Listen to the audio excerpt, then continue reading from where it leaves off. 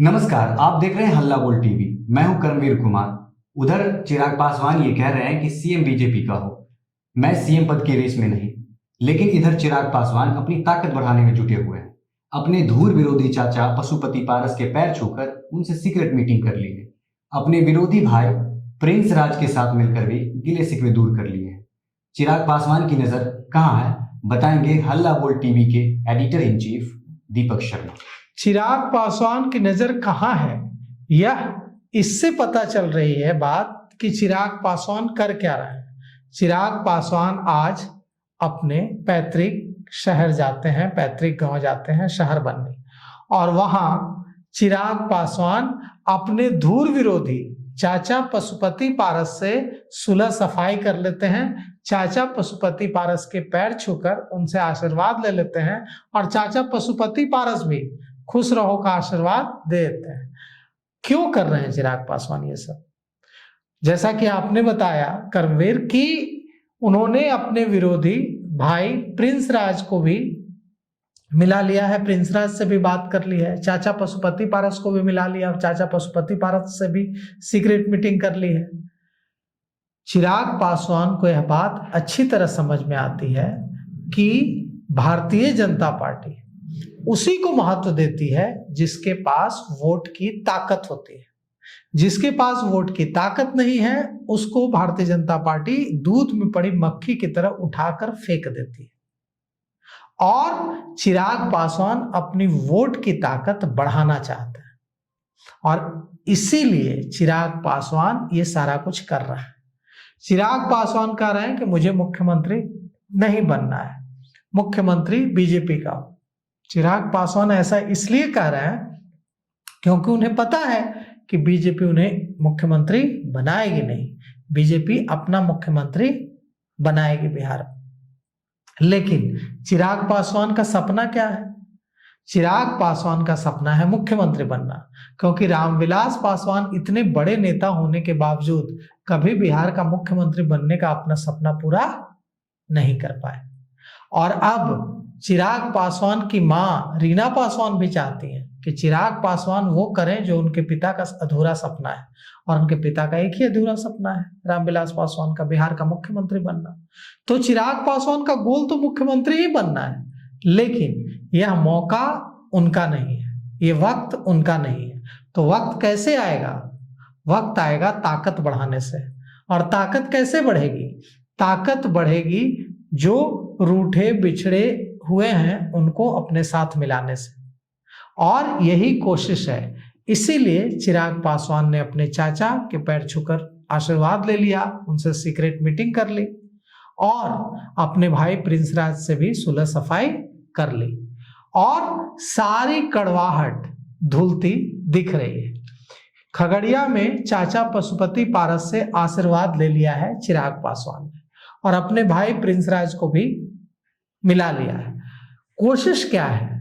कोशिश ये है कि सबको एकजुट करके अपनी ताकत बढ़ाई जाए और भारतीय जनता पार्टी को यह महसूस कराया जाए कि चिराग पासवान हमारे लिए ज्यादा उपयोगी है, ताकि आज नहीं तो फ्यूचर में चिराग पासवान को मौका मिल सके। चिराग पासवान को अच्छे से पता है कि 2026 में जो मुख्यमंत्री बनेगा वो भारतीय जनता पार्टी का होगा। वो उनकी संभावना मुख्यमंत्री बनने की दूर दूर तक नहीं है। तो आज चिराग पासवान 23 मार्च को अपने पैतृक गांव शहर बन्नी अलौली पहुंचे और अपने दिवंगत चाचा अर्जुन पासवान को श्रद्धांजलि दी, और इस मौके का इस्तेमाल अपने चाचा पशुपति पारस और अपने भाई प्रिंस राज को मनाने के लिए कर लिया। सारबन्नी में उन्होंने अपनी बड़ी मां राजकुमारी देवी से मुलाकात की, उनके पैर छुए, उनके गले लगे। चिराग रोते हुए भी यहाँ पर दिखे और काफी देर तक चिराग अपनी बड़ी मां के गले लगकर रोते दिखे। इसके बाद उन्होंने अपनी बड़ी मां राजकुमारी देवी का हालचाल पूछा और वहां पर मौजूद जितने भी शख्स थे सबको ये मैसेज दिया कि चिराग की कोशिश सबको एकजुट करने की है। अब पशुपति पारस और चिराग पासवान का जब आमना सामना हुआ तो चिराग पासवान ने झुककर पशुपति पारस के पैर छू लिए और पशुपति पारस ने उनको खुश रहो का आशीर्वाद दे दिया और दोनों के बीच एकांत में बातचीत हुई, सीक्रेट मीटिंग हुई।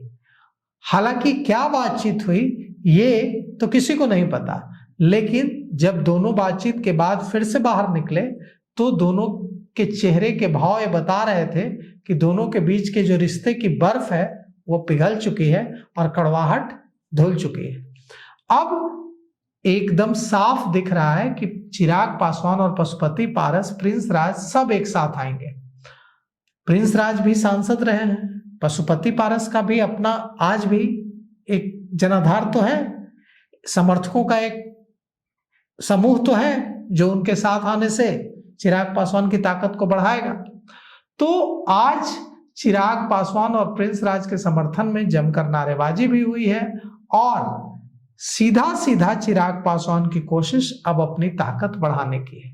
देखिए, हर कोई अपनी ताकत बढ़ाने की कोशिश कर रहा है बिहार की राजनीति में, क्योंकि सबको लग रहा है कि नीतीश कुमार के जाने के बाद जो जगह खाली हुई है उसमें भारतीय जनता पार्टी का जो नया मुख्यमंत्री आएगा, अगर वो सफल नहीं होता है, अगर वो नीतीश कुमार जैसा लोकप्रिय मुख्यमंत्री नहीं बन पाता है तो उनके लिए एक संभावना बनेगी। चिराग पासवान को भी यही लग रहा है और दूसरे नेताओं को भी यही लग रहा है। जदयू के नेताओं को लग रहा है कि अगर वो मुख्यमंत्री सफल नहीं होगा जिसे भारतीय जनता पार्टी बनाएगी तो निशांत कुमार के लिए अवसर रहेगा, अगली बार हम लोग निशांत कुमार को आगे करेंगे।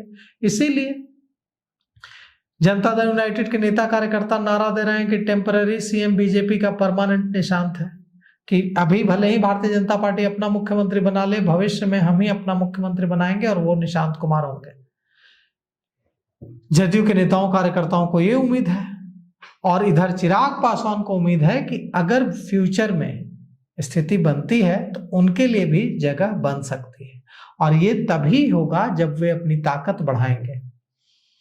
पासवानों के नेता वे बन चुके हैं, लेकिन अगर उनके साथ चाचा पशुपति पारस, प्रिंस राज, भाई प्रिंस राज, ये पूरा बहनोई साधु पासवान, ये सब लोग अगर आ जाते हैं तो इससे ताकत बढ़ेगी और अगर ये ताकत बढ़ेगी तो इसका फायदा चिराग पासवान को अपना सपना सच करने के लिए मिलेगा।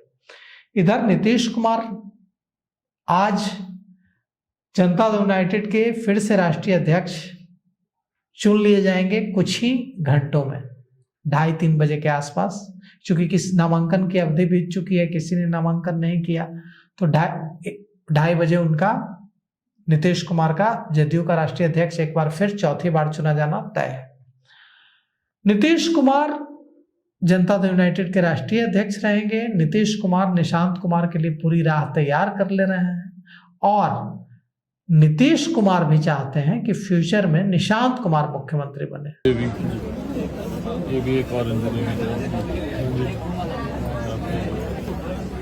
24 को शादी बनेगा, 1 तारीख को उनका घटना ही घटना तो खैर बहुत ही दुखद है। एक साथ चारों का हिम्मत रखिए, हमसे जो बन पड़ेगा इनको एक बार लेकर इनको लेकर आइए जी, एक बार लेके आ भी जाइए जी, लेके आ। एक लड़का फार्मेसी में पढ़ता है ना, पढ़ते हैं और बच्चा ये जितने बच्चे एक लड़का फार्मेसी में पढ़ता है, थोड़ा सा बात उसी का सर को बात कराइए, हर महीने वाला बात कराइए। बोला है लेके आने के लिए, वहाँ कर देंगे, सेटिंग कर रहे हैं, बच्चों बोले लेके आओ, वहाँ महीने का भी खर्चा आएगा और बच्चों का अगर एडमिशन का अगर करवाना है कहीं और तो उसमें करवा दीजिए अपना दादाजी वाले में, सारे बच्चों का एडमिशन।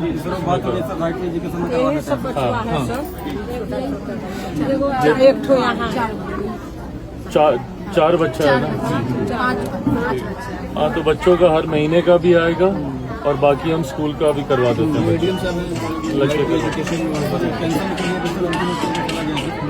वो भी हो जाएगा रिलीज कर। एडीएम साहब तो सब कराइए दिए हैं सर एकदम।